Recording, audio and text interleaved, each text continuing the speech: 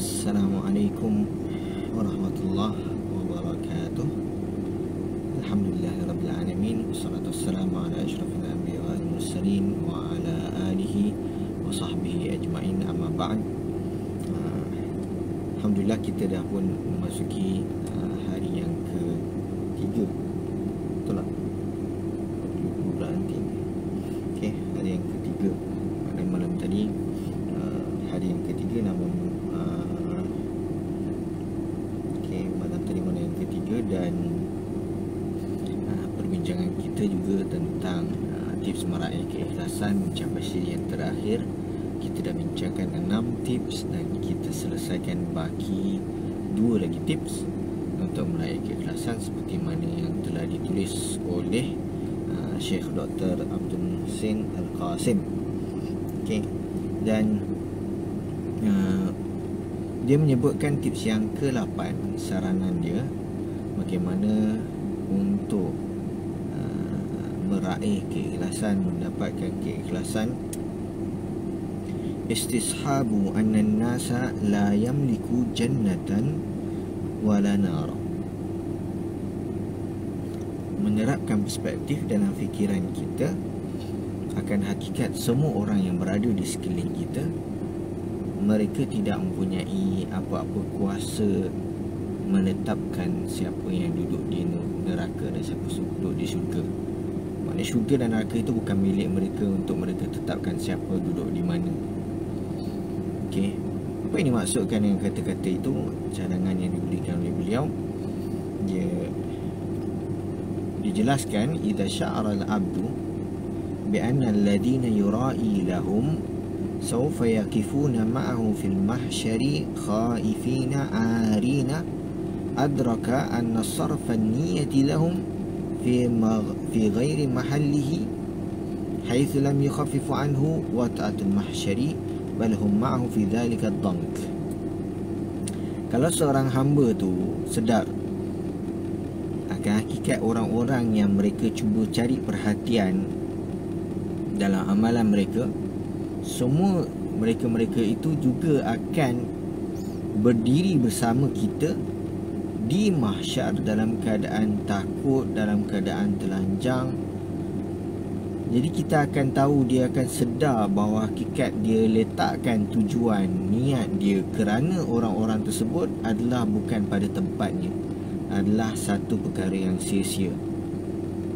Okey, dan itu tak akan meringankan sedikit pun beban beratnya suasana di mahsyar itu bagi kita. Okey, malah menambahkan lagi kesempitan. Okey, kerana hakikat kita telah melakukan sesuatu bukan kerana Allah. Fa idza amilta dzalika alimta anna ikhlasul amali haqqahu aw haqquhu alla yasrifa illa liman yamliku jannatan wala nara. Kalau buat sedemikian, okay, kita tahu bahawa hakikat keikhlasan amalan itu sebenarnya dengan tidak. Maknanya kalau kita sedar dengan maknanya kita letakkan dalam fikiran kita hakikat orang-orang tu semua akan bersama dengan kita nanti. Okay, kedudukan mereka sama je macam kita, sama-sama manusia, sama-sama akan dihisap, sama-sama akan dinilai.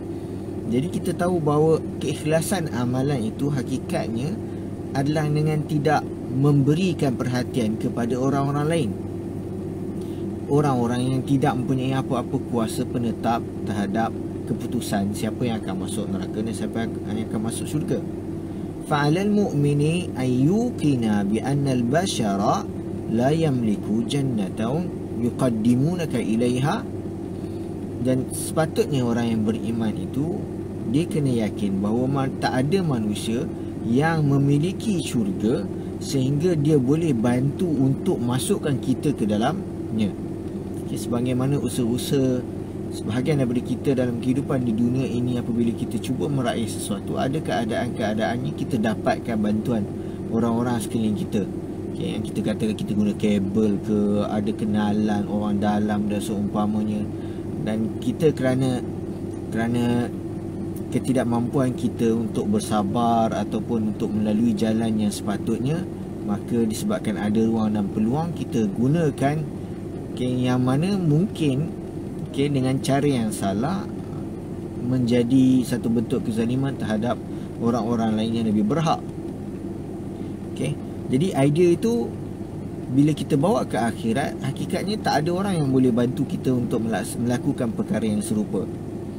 Wala qudrata lahum ala ikhrajika minan nari law talabta minhum ikhrajaka minha. Dan begitu juga diorang tak ada kemampuan nak keluarkan kita daripada neraka kalau kita minta daripada dia untuk keluarkan. Bal law ijtama'atil basharu kullahum أو البشر كلهم من آدم إلى آخرهم ووقفوا خلفك لما استطاعوا أن يقدموك إلى الجنة ولو بخطوة واحدة. Malah kalau berkumpul seluruh kemanusiaan, seluruh manusia daripada Adam sehingga yang terakhir, mereka berada di belakang untuk menolak kita, untuk membantu kita, untuk mendekatkan kita kepada syurga, mereka tak akan dapat mampu melakukannya walaupun satu langkah, walaupun hanya satu langkah. Idzan limadha tura'il bashara wa hum la yamlikuna laka syai'an? Justru kenapa engkau begitu teruja nak meraihkan, nak menunjuk kepada orang lain, beramal kerana orang lain dalam keadaan hakikatnya mereka tak memiliki apa pun. Penulis kemudiannya menukilkan kata-kata Ibn Rajab, man sama wa salla wa dhakara Allah wa yaqsid bidzalika gharad ad-dunya fa innahu la khaira lahu fihi bil kulliyah. Siapa yang puasa, solat, mengingati Allah tapi dengan tujuan dunia, maka tak ada kebaikan, tak ada sebarang kebaikan baginya untuk apa yang disediakan di dunia dan di akhirat. Li'annaha la naf'a fi dhalika li sahibihi, kerana tak ada manfaat sedikit pun bagi orang tersebut. Lima yatarattabu alaihi min al-ithmi fihi wala li ghairihi. Kerana dosa yang sebenarnya dia raih, begitu juga tak ada manfaat bagi orang lain yang dia tujukan niatnya. Ay wala naf'a fihi aidan li ghairihi. Thumma, dan dia sambung lagi, kemudian innal ladhina tuzayyinu amalaka lahum min ajli an yamdahuka lan tahsul muradaka minhum. Dan orang-orang yang engkau cuba hiaskan amalanmu, elokkan amalanmu kerana mereka, supaya mereka memujimu, engkau tak akan dapat tujuan kau, engkau tak akan dapat apa yang kau inginkan daripada mereka. Bal innahum sawfa yadhummunak, malah mereka yang akan mencelamu. Wa tafdahu indahum, dan mewar-warkan, menyebarkan di kalangan mereka. Wa yulqi fi qulubihim bughdaka, dan malah mereka tanamkan dalam hati mereka rasa benci kepada engkau.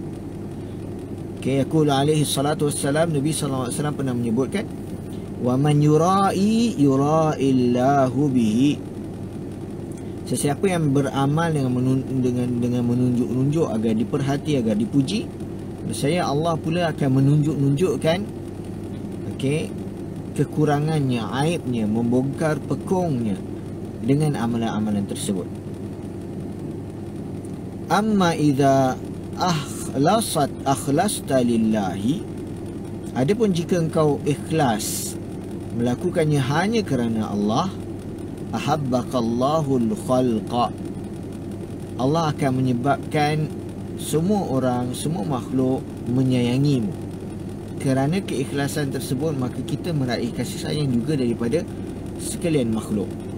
Allah menyebutkan dalam Al-Quran, qala subhanah, innal ladhina amanu wa amilus salihati sayaj'alu lahumur rahmanu wudda. Orang-orang yang beriman dan melakukan amal soleh, beriman dan beramal soleh, Allah akan jadikan bagi mereka kasih sayang, ay mahabbatan, yang diperoleh daripada sesama makhluk. Jadi itu tips yang ketujuh. Dengan meletakkan perspektif akan hakikat orang-orang di sekeliling kita, mereka tidak ada hak apa-apa pun akan ketetapan syurga dan neraka, menyebabkan kita tahu dan sedar bahawa kita perlu meraihkan dan mencari perhatian sang pemilik syurga dan sang pemilik neraka, agar dia mendekatkan kita kepada syurga dan menjauhkan kita daripada neraka. Itu tips yang ke-7. Dan yang terakhir, penulis menyebutkan tadhakkar innaka fil qabri bimufradik. Ingat bahawa engkau berada di kubur bersendirian. Tiada siapa-siapa yang akan menemani. An-nufusu tasilu bitadhakkuri masiriha. Jiwa ni akan sedar sampai kepada nilai keikhlasan apabila dia sentiasa ingat akan hakikat perjalanan kehidupannya. Wa idza ayqana al-'abdu annahu yuwassadul lahd munfaridan bila anisin wa annahu la yanfa'uhu siwa al-'amalus salih. Kalau dia sedar, dia yakin, seorang hamba tu yakin bahawa dia akan masuk, dia akan mengisi liang lahat itu sendiri, dan tak akan ada yang memberi manfaat kepada dia melainkan amal soleh. Wa anna jami'al bashari la yarfa'u anhu syai'an min adzabil qabri. Dan dia juga sedar bahawa apa dan semua orang tak ada kemampuan untuk menghilangkan sebarang azab daripada dirinya. Dan wa annal amra kullahu biyadillahi, dan semua urusan ini adalah dalam ketetapan Allah. Hina dhaka, pada waktu itu, yukinul abdu annahu la yunjihi illa ikhlasul amali li khaliqihi wahdahu jalla wa ala. Maka pada waktu tersebut hamba itu yakin bahawa hanya keikhlasan dalam beramal kepada hanya kerana Allah Azza wa Jalla, hanya kerana penciptanya satu-satunya, itulah sahaja jalan yang akan menyelamatkan dia daripada azab. Dan penulis mengakhiri tips yang terakhir ini, tips yang ke-8 ini, dengan menukilkan kata-kata Ibn Al-Qayyim. Dia sebutkan sidqut ta'ahubi li liqa'illahi min anfa'a ma lil 'abdi wa ablaghahu fi husuli istiqamatihi. Kejujuran pengharapan untuk bertemu Allah merupakan sikap yang paling bermanfaat, yang paling kuat untuk membantu mencapai istiqamah.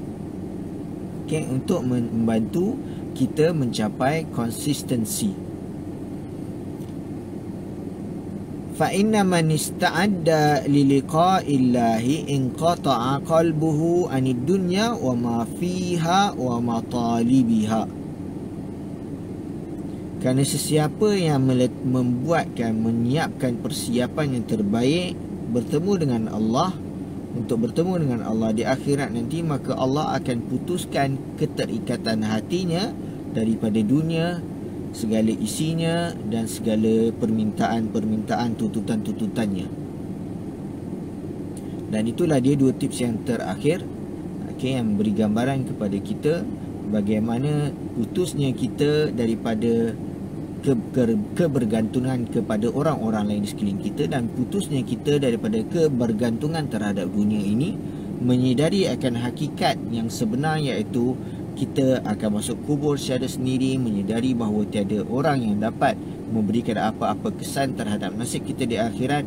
Ini semua akan membantu untuk meningkatkan kualiti atau kadar keikhlasan kita dalam setiap urusan dan amalan. Tak kisah semasa Ramadan, di luar Ramadan, sama ada ibadah yang khusus ataupun yang umum, apa saja yang kita lakukan dengan meletakkan matlamat dan tujuan melakukannya hanya kerana Allah, menjadikan ianya satu kebiasaan, dan kita akan meraih kelebihannya dan nikmatnya dan ganjarannya di akhirat nanti, insya-Allah di syurganya Al-Firdaus. Dan saya akhiri sesi kita untuk perbincangan tentang tips-tips keikhlasan ini dengan wabillahi taufik wal hidayah. Wassalamualaikum warahmatullahi wabarakatuh. Terima kasih semua.